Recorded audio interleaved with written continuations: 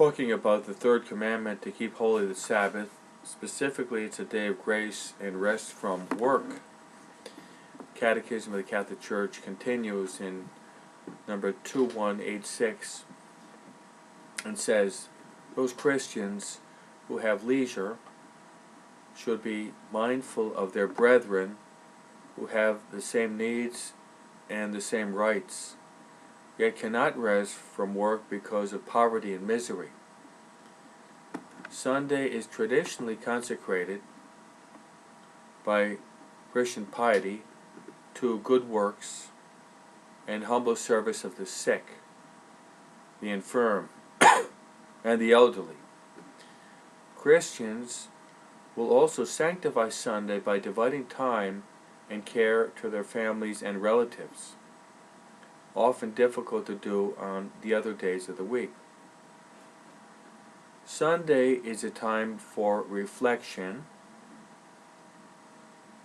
silence, cultivation of the mind, and meditation, which furthers the growth of this Christian interior life. Let's go over those points.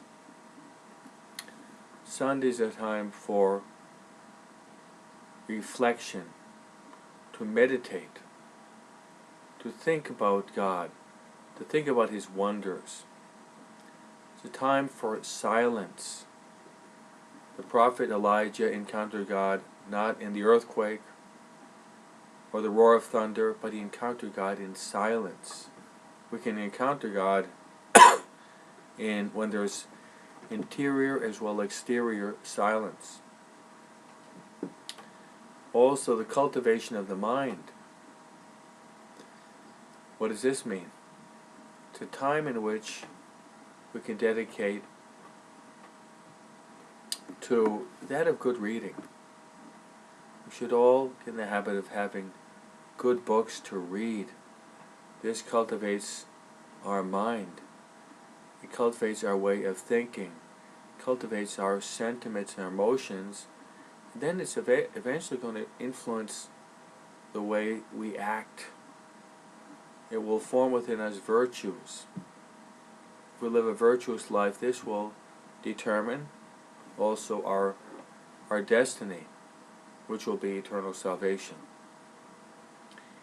The Catechism also says it's a time in which we should be doing meditation, because meditation will further and help us to grow in our Christian interior life. So let's really try to live out the Sunday rest.